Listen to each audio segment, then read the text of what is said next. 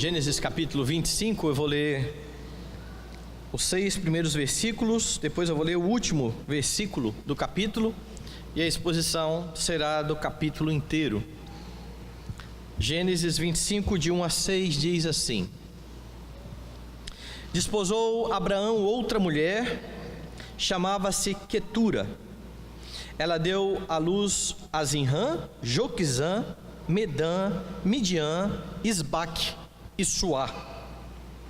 Joquizã gerou a Seba e a Dedã. Os filhos de Dedã foram Assurim, Letuzim e Leumim. Os filhos de Midian foram Efá, Éfer, Enoque, Ábida e Elda. Todos estes foram filhos de Quetura. Abraão deu tudo o que possuía a Isaque. Porém, aos filhos das concubinas que tinha, deu ele presentes. E ainda em vida, os separou do seu filho Isaque, enviando-os para a terra oriental. Último versículo. Deu, pois, Jacó a Esaú pão e cozinhado de leitilhas. Ele comeu e bebeu, levantou-se e saiu. Assim, desprezou Esaú o seu direito de primogenitura. Vamos orar. Senhor e Salvador de nossas almas, como é bom exaltar, ó Deus, a Tua majestade, com a convicção e a certeza de que, ao prestar culto ao Teu nome, somos aceitos pelo Senhor, por causa dos méritos de Jesus Cristo. Que o Senhor, ó Deus Santo, nessa noite, venha olhar para o Teu povo que aqui se encontra, e venha falar, ó Deus, ao nosso coração, que a Tua palavra venha mais uma vez instruir a nossa vida, nos ajudando, ó Deus, a ser mais parecidos com o nosso Salvador, nos ajudando a ter condições de dar um bom testemunho do Senhor àqueles que, ó Deus, estão nos cercando e que carecem de ouvir da salvação. Que a Tua palavra cumpra aquilo que lhe apraz para a Tua própria glória. Em nome de Jesus, amém.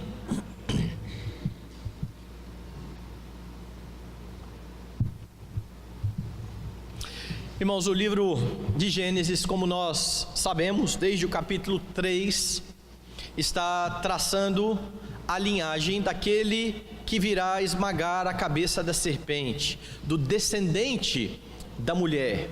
E ao registrar todas as linhagens e as famílias que estão aqui no livro, Moisés está mostrando exatamente a distinção entre aqueles que são de Deus e aqueles que não são de Deus, aqueles que prestam culto ao Senhor e aqueles que rejeitam ao Senhor.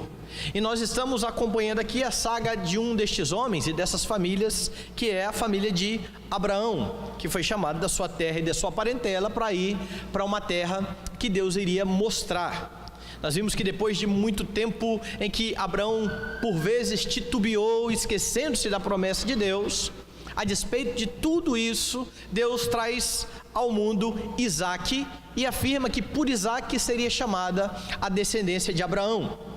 Lembre-se que Abraão, junto com a sua esposa, planejaram ter um descendente não da forma como Deus queria, mas de um jeitinho que eles tentaram dar com a serva de Abraão, se deitando com ele e nascendo assim Ismael. E lá naquela ocasião, Abraão teve que se separar do seu filho.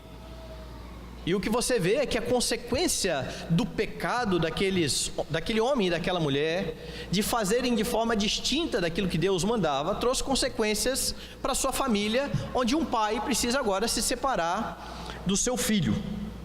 Nós vimos no sermão passado que, pela providência de Deus, o servo de Abraão encontrou uma esposa para Isaque. Abraão estava preocupado em Isaque tomar uma esposa daqueles povos, então ele manda o seu servo ir até a sua parentela com uma condição: a mulher deveria sair da sua parentela e ir até Isaque, e não deveria fazer Isaque ir de volta para a terra de onde Deus tinha tirado Abraão. O meu filho não voltará para aquela terra. E por causa dessa união agora de Isaque e de Rebeca, Deus iria dar continuidade aos seus propósitos de fazer Abraão uma grande nação.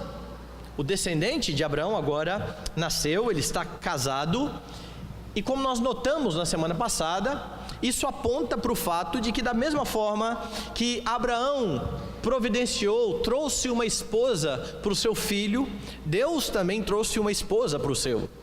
A igreja é a esposa preparada por Deus para o Senhor Jesus Cristo, uma esposa que será santificada e adornada por Ele mesmo. E no texto que você viu aqui nessa noite, Moisés vai continuar descrevendo aqui a continuidade da aliança, agora com o filho de Abraão. E é preciso notar algumas coisas. O texto que eu li aqui no começo, logo no comecinho do capítulo 25, mostra Abraão separando Isaque dos seus outros filhos. Abraão sabe que agora é Isaque, e em Isaque será chamada a sua descendência. Então veja a importância do descendente de Abraão. Abraão gera Isaque, e Isaque terá 2 filhos. Curiosamente, não será o primogênito o herdeiro, mas o que nasceu em segundo lugar, Jacó. Mas veja o último versículo: deu, pois, Jacó a Esaú pão e o cozinhado de lentilhas. Ele comeu, bebeu, levantou-se e saiu. Assim desprezou Esaú o seu direito de primogenitura. Não é interessante que, ao descrever primeiro aqui Abraão, os seus outros filhos, e destacando Isaque e a importância de Isaque na aliança, o capítulo termine dizendo que Esaú desprezou o seu direito, deixou de lado o seu direito de primogenitura. E o texto inteiro do capítulo 25 vai trazer para você e para mim lições acerca do pacto de Deus. Como é o pacto de Deus e quais são os aspectos desse pacto. Você vê do verso 1 até o verso 6 que o pacto é somente com aqueles que Deus elegeu ou escolheu. Veja o que está aí nesses versículos. O texto começa relatando os descendentes de Abraão com Quetura, mulher que ele desposou depois da morte de Sara. Veja o que diz o texto: desposou Abraão outra mulher, chamava-se Quetura. Sara havia morrido, Abraão toma uma outra esposa e tem muitos filhos com ela. E então estão aqui o nome dos filhos, verso 2: Zinrã, Joquizã, Medã, Midian, Isbaque e Suar. E daí para frente você vai ver quem descenderá destes filhos de Abraão. Se você olhar para o texto, você vai reparar que de todos os filhos de Abraão, estes aqui serão agraciados, eles vão ganhar presentes de Abraão. Olha lá no último versículo: os filhos das concubinas que tinha, deu ele presentes, e ainda em vida os separou de seu filho Isaque, enviando-os para a terra oriental. E aqui você vê uma discrepância, uma diferença entre Isaque, filho da promessa, e os demais que descenderam de Abraão. Porque no verso 5, qual é a informação que você tem? Abraão deu tudo o que possuía a Isaque. Tudo o que ele tinha, isso é de Isaque. E os outros filhos ganharam presentes do seu pai. Isso aponta para algo que acontece também com o cuidado de Deus para com todos os homens. Deus abençoa ou cuida de todos os homens. Em sua providência, o Senhor cuida da sua criação. Ele cuida da natureza, Ele cuida de tudo o que foi criado, Ele cuida dos homens, até mesmo daqueles homens que o rejeitam. Afinal de contas, todos os homens estão representados em Adão. E por mais que todos sejam pecadores, porque herdaram o pecado de Adão, todos eles recebem a bondade de Deus. Deus cuida de todos os homens, mas as bênçãos especiais são para os crentes. Aqui você vê a mesma coisa. Abraão está cuidando dos seus filhos, mas a bênção pactual é de Isaque. não é de mais ninguém. Porque Deus havia dito que em Isaque será chamada a descendência de Abraão. Então aqui é uma clara distinção entre os que são de Deus, Isaque e a sua descendência, e os que não são de Deus. E por que Moisés faz questão de registrar isso? Porque ele está fazendo isso desde o capítulo 4, quando ele traça a linhagem de Caim em oposição à linhagem de Sete, mostrando que a linhagem de Caim estava em oposição a Deus, a linhagem de Sete era aquela que adorava ao Senhor, mostrando que Ismael não tinha parte com Deus e havia sido rejeitado por Deus, e que em Isaque seria chamada a descendência. E agora você vê isso de forma bastante clara. O tempo todo existe a distinção entre os que são de Deus e os que não são de Deus, porque a aliança, o pacto e as bênçãos pactuais são somente com aqueles que o Senhor elegeu antes da fundação do mundo. Mas algo que precisa chamar a sua atenção aqui é sobre as consequências de um homem fazer as coisas do seu próprio jeito.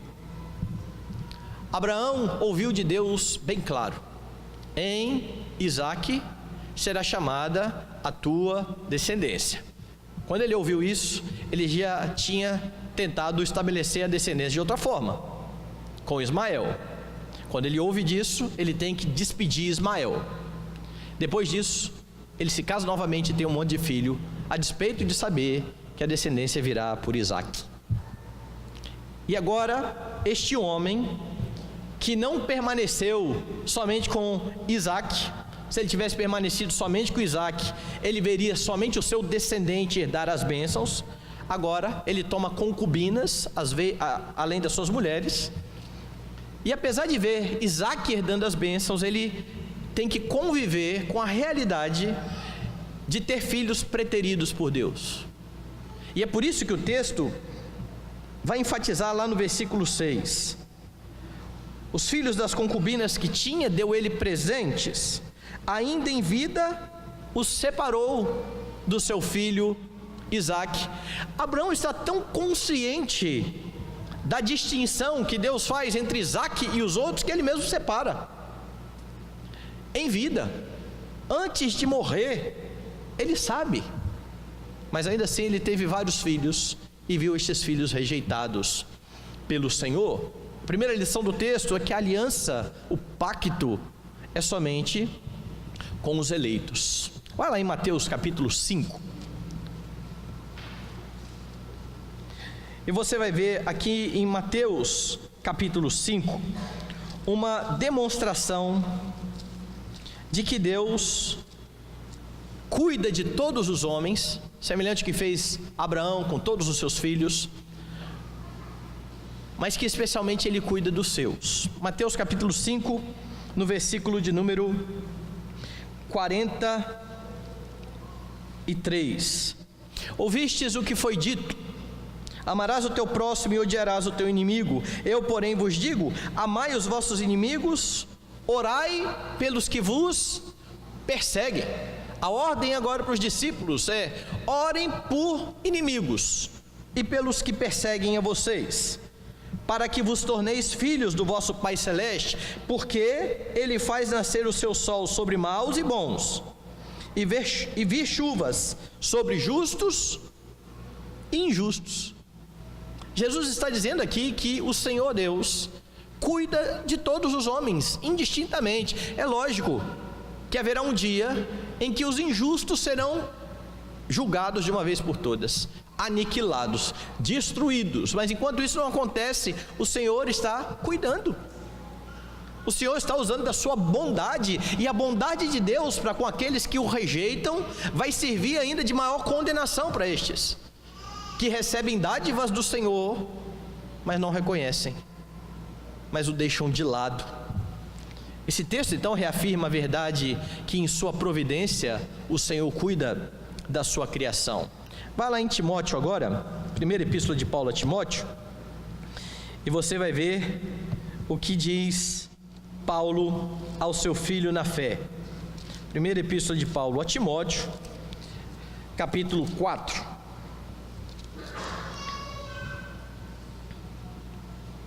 verso de número 10. Vou ler o 9 e o 10. Fiel esta palavra e digna de inteira aceitação. Ora, é para este fim que labutamos e nos esforçamos sobremodo, porquanto temos posto a nossa esperança no Deus vivo, Salvador de todos os homens, especialmente dos fiéis. O que Paulo está querendo dizer aqui quando afirma que Deus é o Salvador de todos os homens, especialmente dos fiéis? É que todos os homens serão alvo da graça maravilhosa de Deus que os conduzirá à nova terra, que todos os homens são justificados por Deus. Não, na verdade, quando Paulo usa a expressão aqui, Deus é o Salvador de todos os homens, ele está dizendo que Deus cuida de todos os homens. Você vai encontrar essa palavra em Efésios, quando diz que o marido precisa cuidar da sua esposa, e o marido mesmo é o salvador da sua esposa. E nós sabemos que não é o marido o redentor da esposa. O marido é o sustentador da sua esposa. Nesse sentido, ele é o salvador dela, é ele quem a mantém, e é por isso então que Paulo está dizendo que Deus é o mantenedor de todos os homens, mas ele diz, especialmente dos fiéis. Os fiéis são agraciados com a salvação, apesar de Deus cuidar de todo mundo, mas somente os eleitos receberão a salvação do Senhor. Essa é a bênção de pertencer ao pacto. Jesus morre na cruz, não por todo mundo, mas pelo seu povo, pelo povo que se chama pelo seu nome, a fim de redimir o seu povo.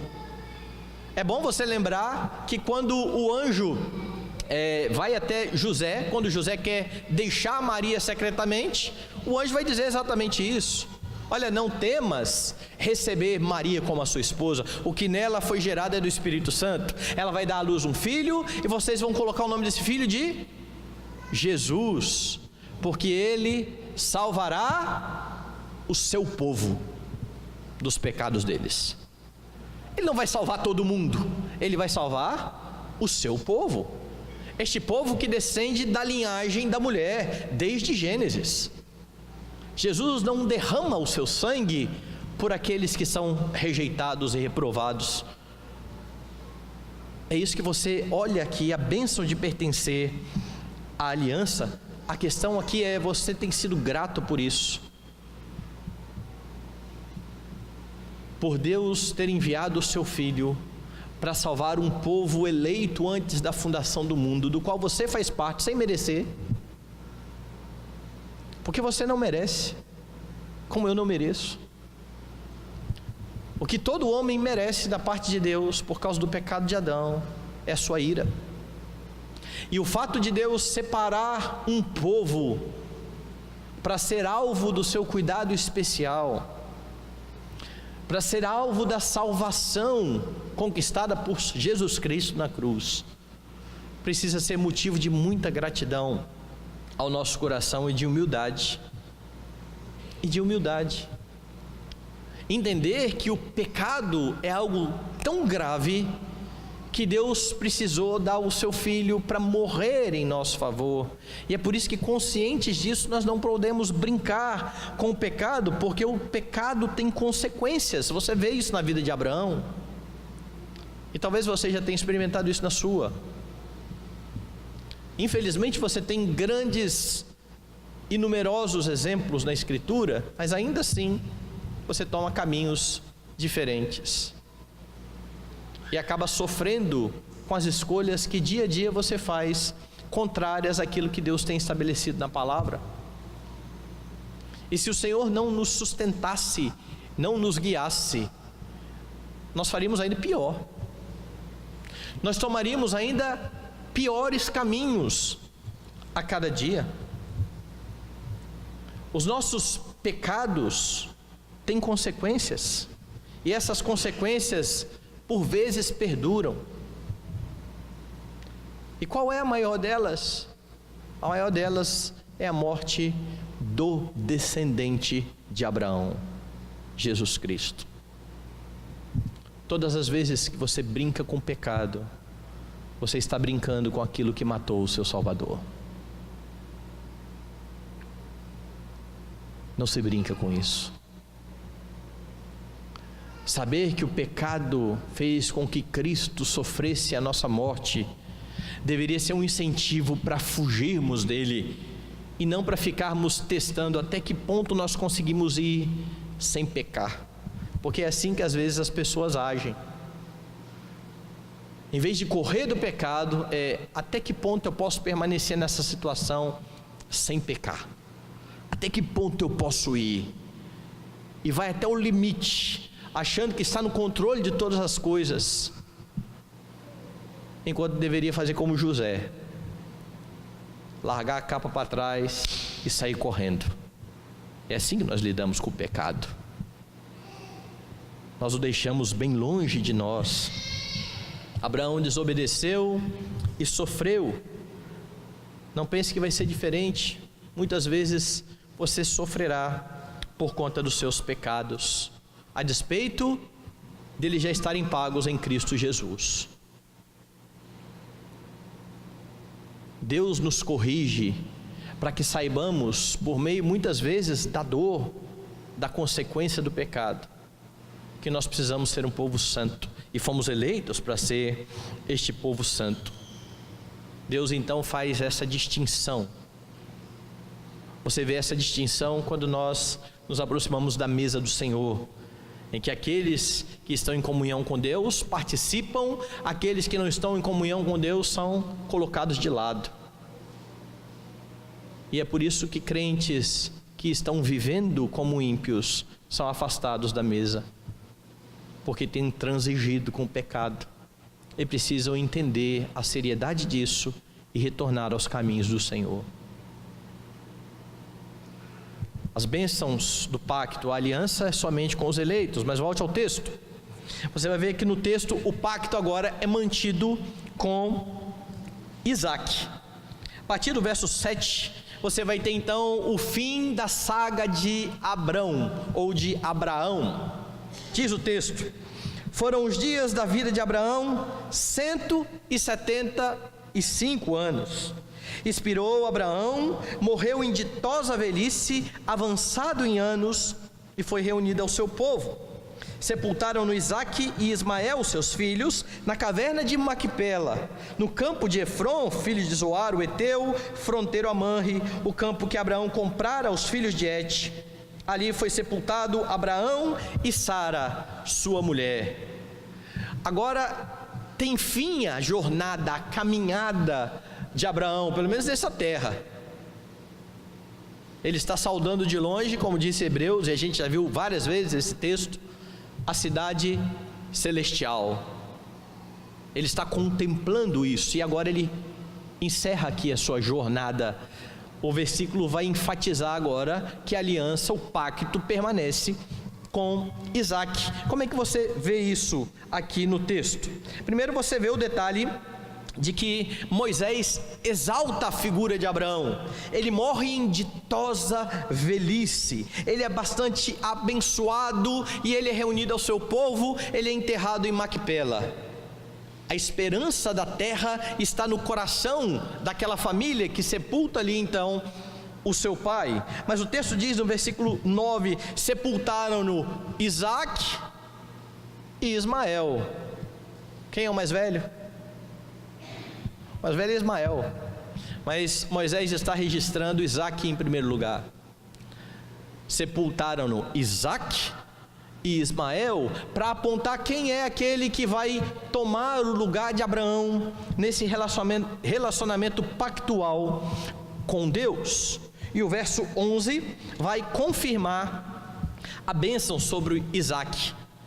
Depois da morte de Abraão, Deus abençoou a Isaac, seu filho. Isaac habitava junto a Beer Lahai-roi. Está confirmado aqui então por Moisés que é este moço, aquele que vai ser abençoado. Deus havia dito que seria ele, Deus havia dito que em Isaac seria chamada a descendência, e agora então, quando Abraão morre, Deus abençoa Isaac, que toma o seu lugar. A linhagem de Ismael aponta para um outro lado. A linhagem de Ismael aponta para a bênção e maldição de Deus. Veja o que está do verso 12 ao 18. Veja que de novo Moisés está separando e contrastando as linhagens. Ele diz que Isaque foi abençoado no verso 11, e a partir do verso 12 ele descreve toda a descendência de Ismael. São estas as gerações de Ismael, filho de Abraão, que Agar, egípcia, serva de Sara, lhe deu à luz. E estes, os filhos de Ismael, pelos seus nomes, segundo o seu nascimento. O primogênito de Ismael foi Nebaiote, depois Quedar, Abdeel, Mibzão, Misma, Dumá, Massá, Hadade, Tema, Geditur, Nafis e Quedemá. São estes os filhos de Ismael, e estes os seus nomes pelas suas vilas e pelos seus acampamentos, 12 príncipes do seu povo. E os anos da vida de Ismael foram 137, e morreu e foi reunido ao seu povo. Habitaram desde Avilá até Sur, que olha para o Egito, como quem vai para a Síria. Ele se estabeleceu fronteiro a todos os seus irmãos. Veja como de novo você tem a distinção da aliança. Ismael está habitando em lugar distinto aos seus irmãos. É fronteiro, mas eles habitam de forma distinta e diferente. De Ismael sairão muitos dos inimigos de Israel. O que demonstra que aquilo que Deus disse lá em Gênesis capítulo 3, versículo 15: porém inimizade entre ti e a mulher, entre a sua descendência e o seu descendente, está acontecendo o tempo todo na história. Daí então Moisés fazer questão de registrar toda essa linhagem. Mas há um detalhe: nós vimos que Deus cuida também daqueles que não o amam, e Deus havia prometido isso a mãe e também a Abraão a respeito de Ismael.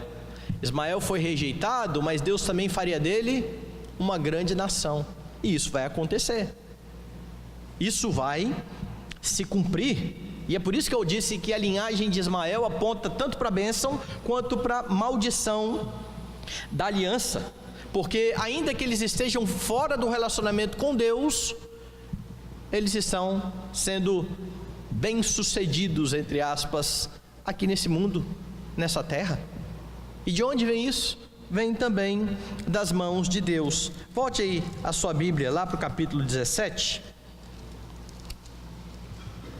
e você tem lá no versículo 20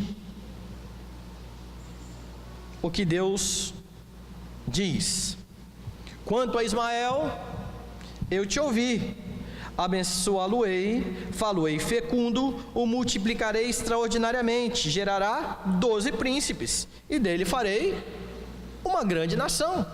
O que você viu lá na descendência, no versículo 18? Habitaram desde Avilá até Sur, que olha para o Egito, como quem vai para a Síria. Ele se estabeleceu fronteiro a todos os seus irmãos.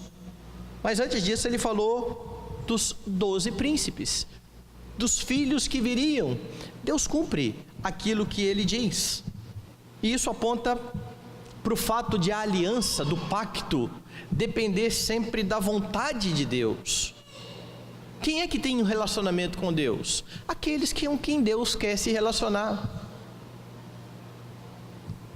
aqueles que Deus chama, aqueles que Deus escolheu.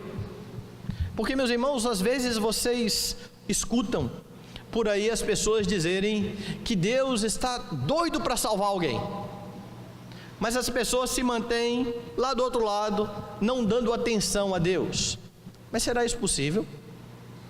Será que o Deus de toda a terra, que é descrito na Escritura como sendo aquele que inclina o coração do rei para onde quer, não tem capacidade de salvar aqueles que ele gostaria de salvar? A salvação pertence ao Senhor, e ele quis salvar os descendentes de Isaque, a linhagem representada aqui por Isaque, e ele quis rejeitar a Ismael. E aí então você vê um outro aspecto da aliança olhando para o texto. A aliança, o pacto, depende somente e tão somente da vontade de Deus. Como é que você percebe isso aqui? A partir do verso 19, Moisés vai relatar então a linhagem de Isaque. Ele já falou da linhagem de Ismael, do verso 12 ao 18, e agora a partir do verso 19, ele vai traçar a linhagem de Isaque com Rebeca, porque são esses aí que vão dar continuidade à semente santa. Diz assim o texto: são estas as gerações de Isaque, filho de Abraão. Abraão gerou a Isaque. Era Isaque de 40 anos quando tomou por esposa Rebeca, filha de Betuel, o arameu de Padã Arã, e irmã de Labão, o arameu. Isaque orou ao Senhor por sua mulher, porque ela era estéril, e o Senhor lhe ouviu as orações, e Rebeca, sua mulher, concebeu. Os filhos lutavam no ventre dela. Então disse: se é assim, por que vivo eu? Então consultou o Senhor. Respondeu-lhe o Senhor: 2 nações há no teu ventre, 2 povos nascidos de ti se dividirão. Um povo será mais forte do que o outro, o mais velho servirá ao mais moço. Cumprindo os dias para que desse a luz, eis que se achavam gêmeos no seu ventre. Saiu o primeiro ruivo, todo revestido de pelo, por isso lhe chamaram Esaú.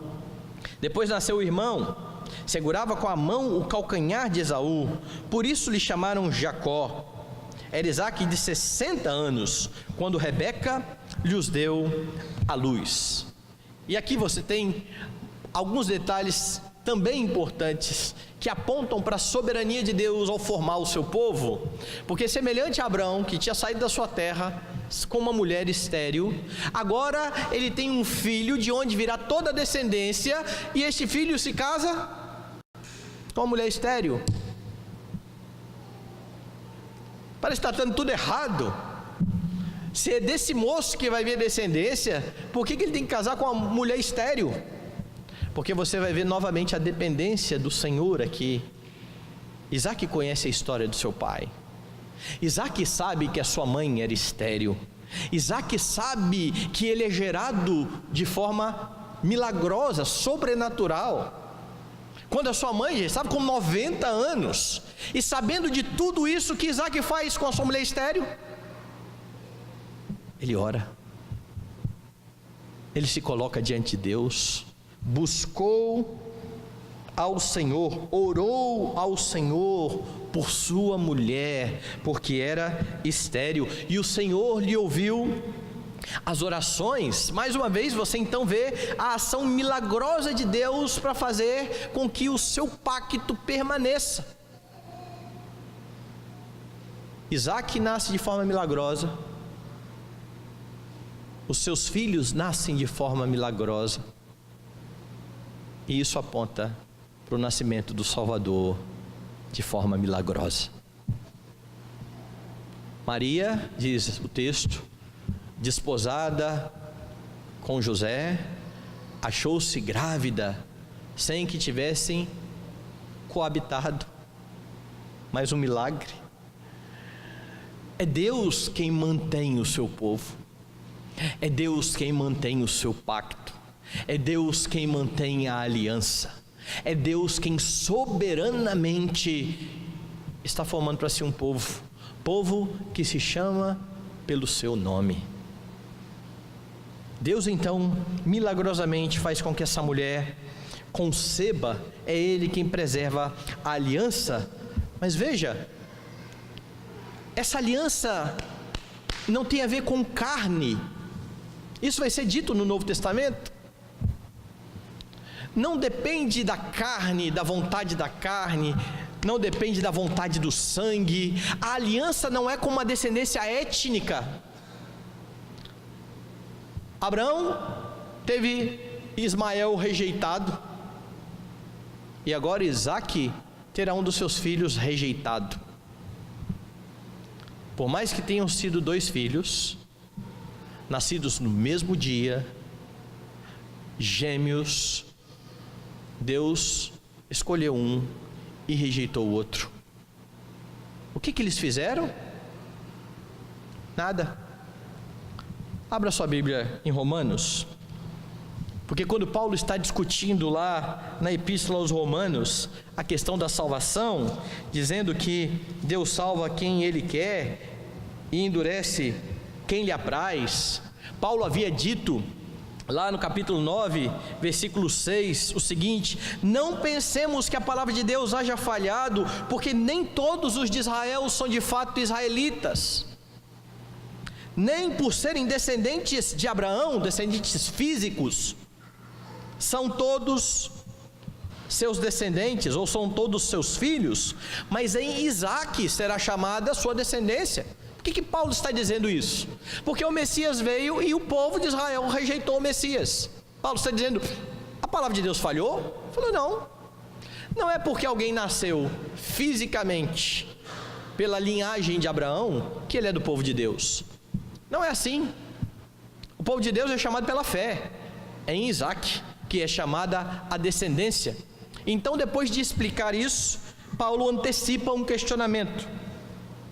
Ele explica, na verdade. Veja no versículo 8: os filhos de Deus não são propriamente os da carne, mas devem ser considerados como descendência os filhos da promessa, porque a palavra da promessa é essa: por esse tempo virei, e Sara terá um filho. E não somente ela, mas também Rebeca, ao conceber de um só, Isaque, o nosso pai.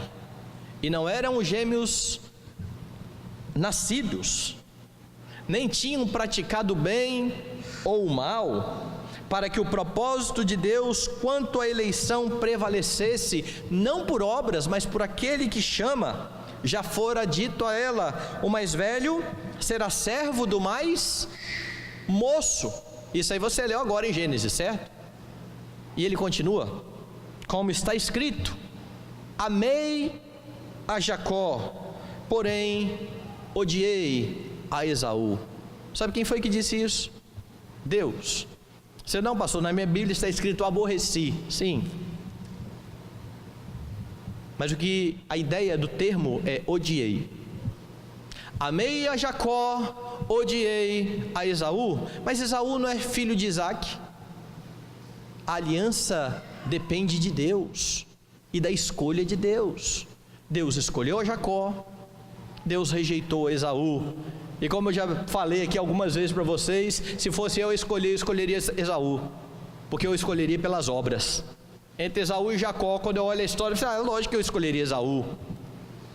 Mas Deus não depende de obras. Ele não escolhe como nós escolhemos. A eleição de Deus, como nós cremos, é uma eleição incondicional. E é isso que Paulo está dizendo aqui. Eles não eram ainda nem nascidos, eles não tinham praticado nem o bem nem o mal, para que o propósito de Deus quanto à eleição prevalecesse, não por obras, mas por aquele que chama.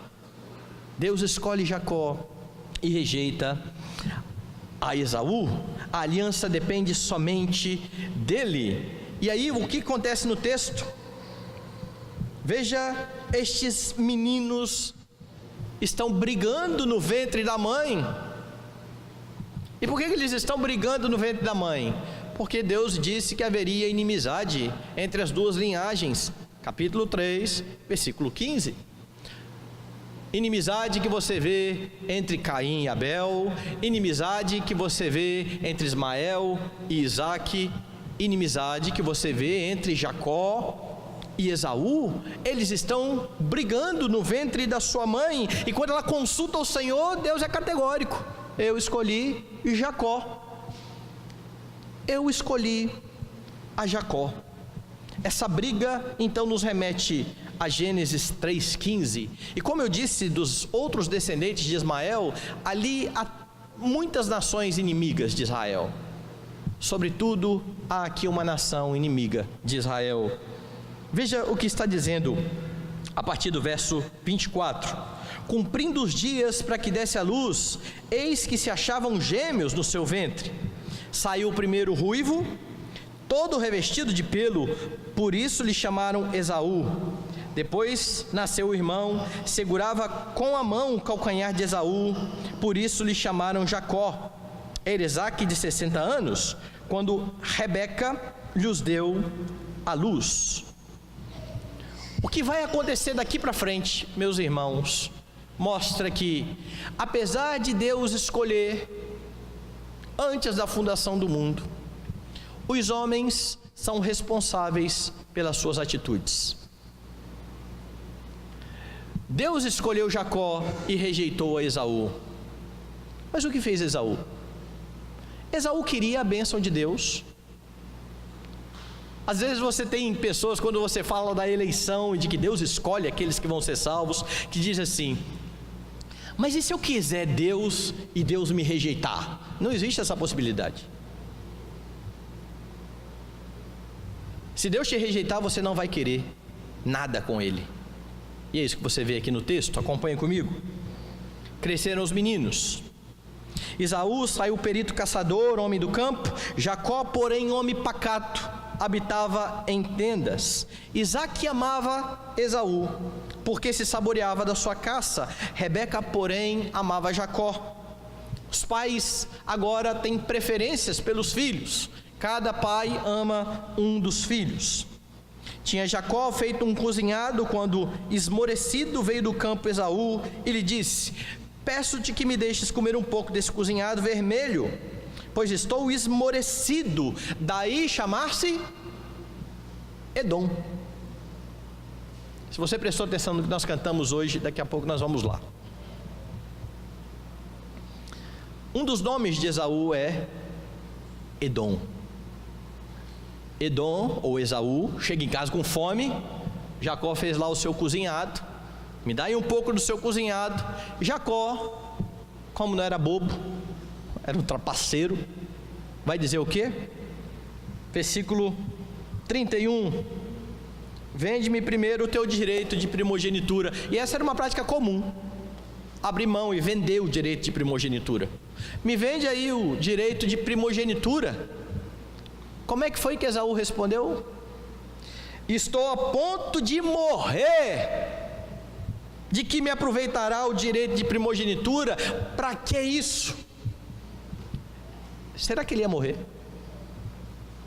Você sabe hoje, e eles sabiam também, que o homem pode ficar bastante tempo sem comer, certo? Você tem vários registros de homens que ficaram 40 dias de jejum. Agora ele chega com fome, desejoso daquela comida, e Jacó diz: olha, eu te dou comida, mas você me dá o seu direito de primogenitura? E ele enfatiza o desejo do seu coração: eu estou para morrer aqui, isso não serve para mais nada. E é isso que muitos fazem com as bênçãos de Deus por causa dos seus desejos.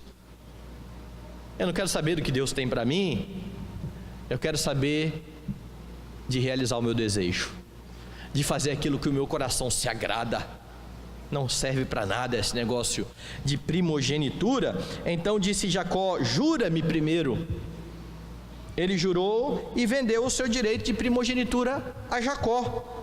Depois Jacó a Esaú o pão e o cozinhado de lentilhas. Ele comeu, bebeu, levantou-se e saiu. Assim desprezou Esaú o seu direito de primogenitura.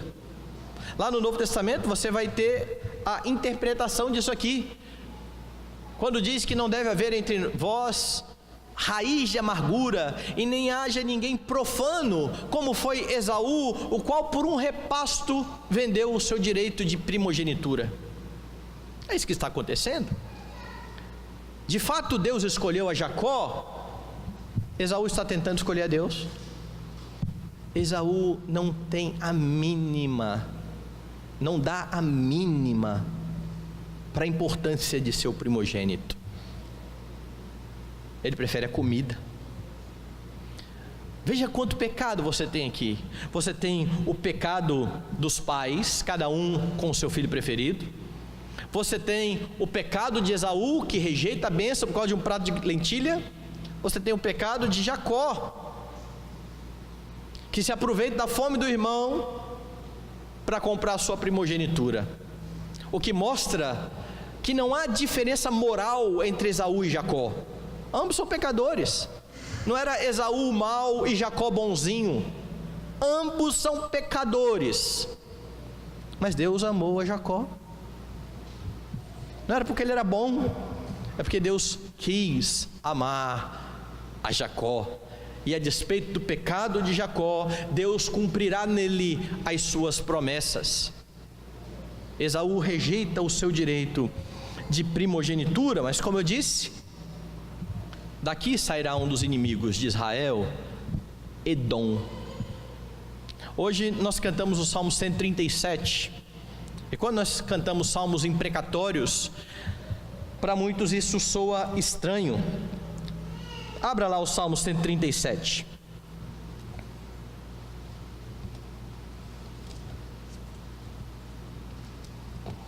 E aqui você tem o seguinte: o povo estava no cativeiro.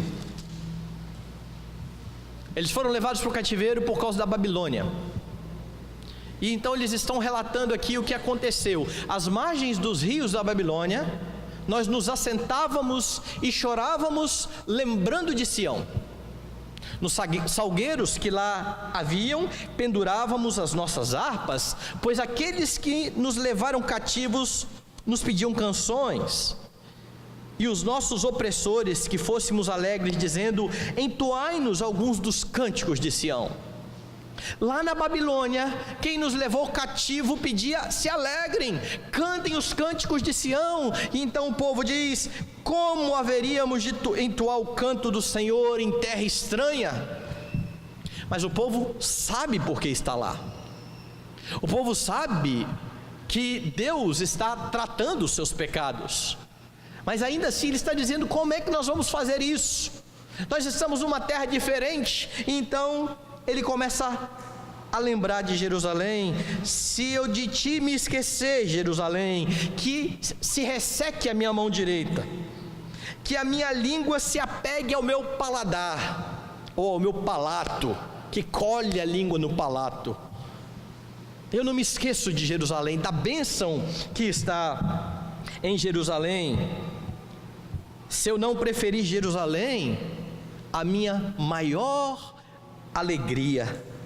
Ele lembra da alegria da comunhão com Deus, e então ele vem com uma imprecação no verso 7, dos filhos de Edom: lembra-te, Senhor, no dia de Jerusalém, pois diziam: arrasai-a, arrasai até os fundamentos. Quem levou o povo cativo? A Babilônia. E por que Edom aparece aqui na história de repente? A imprecação deveria ser contra a Babilônia, e também é contra a Babilônia.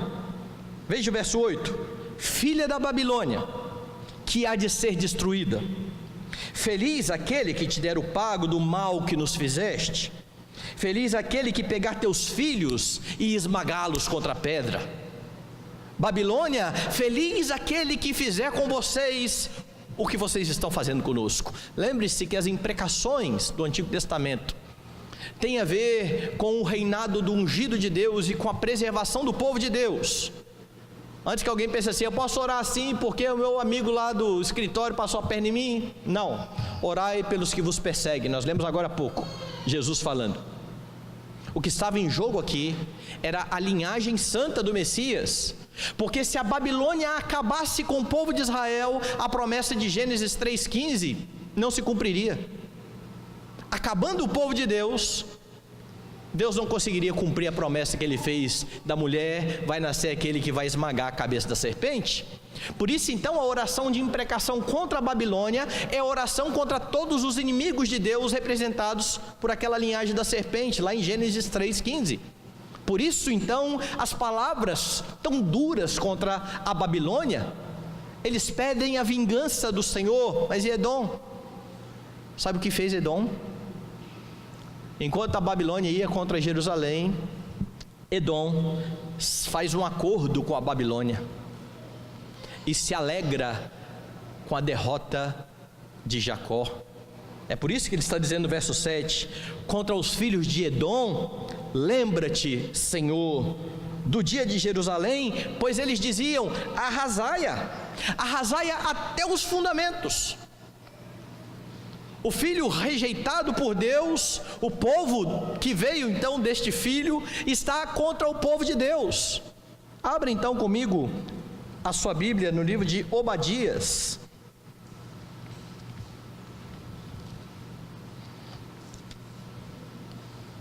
E no livro de Obadias, a partir do verso de número 8, você tem assim: não acontecerá naquele dia, diz o Senhor, que farei perecer os sábios de Edom e o entendimento do monte de Esaú. Os teus valentes, ó Temã, estarão atemorizados, para que do monte de Esaú seja cada um exterminado pela matança. Por causa da violência feita a teu irmão Jacó, cobrir-te-á a vergonha e serás exterminado para sempre. No dia em que, estando tu presente, estranhos lhe levaram os bens, e estrangeiros lhe entraram pelas portas, e deitaram sorte sobre Jerusalém, tu mesmo era um deles. Por meio de Obadias, Deus está agora acusando o que fez Edom. Mas tu não devias ter olhado com prazer para o dia de teu irmão, o dia da sua calamidade, nem ter te alegrado sobre os filhos de Judá no dia da sua ruína, nem ter falado de boca cheia no dia da angústia. Não devias ter entrado pela porta do meu povo no dia da sua calamidade. Tu não devias ter olhado com prazer para o seu mal no dia da sua calamidade, nem ter lançado mal nos seus bens no dia da sua calamidade. Não devias ter parado nas encruzilhadas para exterminares os que escapassem, nem ter entregado os que lhes restassem no dia da angústia. Ou seja, além de se alegrar, aqueles que tentavam fugir eram mortos pelo povo de Edom. Verso 15: porque o dia do Senhor está prestes a vir sobre todas as nações. Como tu fizeste, assim se fará contigo. O teu mal feito tornará sobre a tua cabeça. Vá agora em Ezequiel capítulo 25. A partir do verso 12, você tem assim: assim diz o Senhor Deus: visto que Edom se houve vingativamente para com a casa de Judá, e se fez culpadíssimo quando se vingou dela, assim diz o Senhor Deus: também estenderei a mão contra Edom, e eliminarei dele homens e animais, torná-lo-ei deserto, e desde Temã até Dedã cairão a espada. Exercerei a minha vingança contra Edom, por intermédio do meu povo de Israel. Este fará de Edom segundo a minha ira, e segundo o meu furor, e os edomitas conhecerão a minha vingança, diz o Senhor Deus. Então, quando o povo está cativo pela Babilônia e está orando e dizendo: Senhor, bendito aquele que pegar os filhos destes e esmagar a cabeça contra a pedra, eles estão simplesmente dizendo: Senhor, cumpra a tua promessa de vingança, porque a vingança do Senhor é contra todos aqueles que o rejeitam, contra todos aqueles que estão fora da sua aliança, porque é uma guerra entre aqueles que são de Deus e aqueles que não são de Deus. Daí a Escritura proibir esse tipo de comunhão entre aqueles que são de Deus e aqueles que não são de Deus. São inimigos. Não tem escrúpulo então quando você cantar o Salmo 139 ou 137, desculpe. Porque quando você canta o Salmo 137, em outras palavras, você está dizendo: vem, Senhor Jesus. Você está pedindo para que venha o dia do juízo de Deus sobre aqueles que não o temem. É isso que o Salmo está prefigurando. O dia da vingança do Senhor, o dia dos inimigos do Senhor. Não são seus inimigos, não é o seu amigo de escritório, são os inimigos do Senhor, que talvez inclua o seu amigo do escritório, mas não por causa do que ele fez a você, por causa daquilo que ele fez contra o ungido de Deus, rejeitando o Santo de Israel, rejeitando o Cordeiro Santo de Deus que tira o pecado do mundo, o mesmo Cordeiro que é descrito por João como dizendo: chegou o dia da ira do Cordeiro. É sobre isso que o Salmo 137 diz. E por quê? Porque há uma distinção, porque a aliança depende da vontade de Deus, porque Deus amou a Jacó e rejeitou a Esaú. Meus irmãos, o que você percebe então aqui é que se você está dentro do povo do pacto, você não pode se vangloriar disso. Não foi escolha sua, não foi porque você foi inteligente e olhou e disse: a melhor coisa do mundo deve ser ter Jesus. Foi porque o Senhor quebrantou o seu coração e amou você quando você era inimigo, santificou a sua vida, justificou a sua vida por meio de Jesus Cristo, porque não há diferença moral entre cristãos e não cristãos para que Deus escolha. Todos pecaram, estão destituídos da glória de Deus. É por isso que não depende de quem quer e nem de quem corre, mas de usar Deus a sua misericórdia. O pacto é dele, é ele quem salva quem ele quer salvar. E se Deus é assim no que diz respeito ao seu pacto, ele é assim no que diz respeito a todas as suas promessas. E é por isso que ele faz então com que aquela mulher estéril conceba. É por isso que ele faz com que Maria milagrosamente conceba o bendito Filho de Deus. Porque, meus irmãos, em Jesus Cristo a aliança é ratificada. Em Jesus Cristo todas as promessas são cumpridas.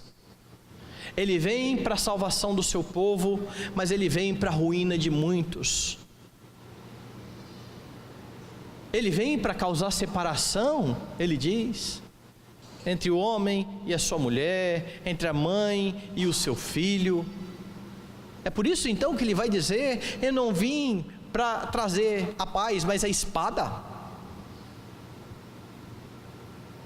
Por que então que ele diz: eu deixo a paz para vocês? A paz que ele estabelece é a paz com o Senhor Deus. Porque se você tiver paz com todo mundo à sua volta e não tiver paz com Deus, você está perdido.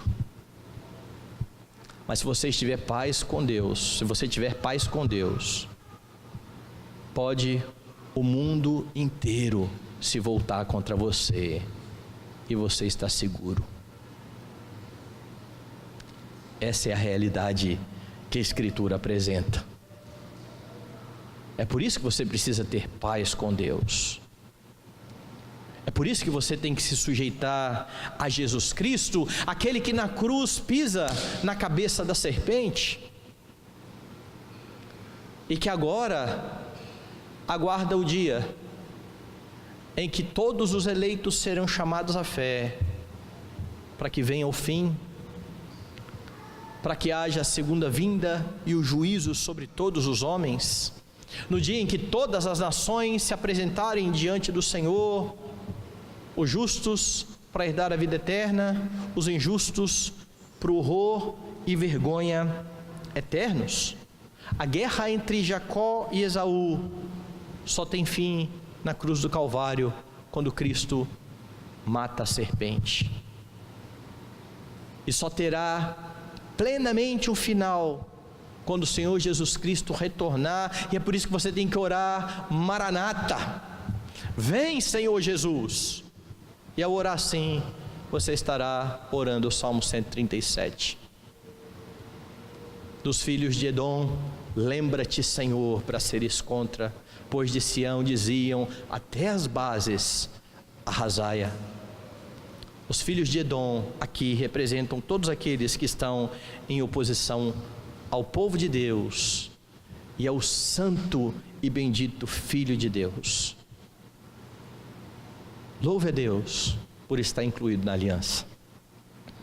Louve a Deus porque, a despeito dos seus pecados, Ele te incluiu no pacto e deu o seu Filho para morrer no seu lugar. Proclame a todos que estão à sua volta a aliança do Senhor. Chame os homens ao arrependimento, exorte-os para que eles se reconciliem com Deus. porque haverá um dia em que a guerra cessará para sempre. Benditos são aqueles que receberão galardão e não a maldição do Senhor. Que Deus nos ajude, que Deus nos abençoe, que Deus nos dê um coração humilde e grato a cada dia por aquilo que Ele tem feito em nossas vidas.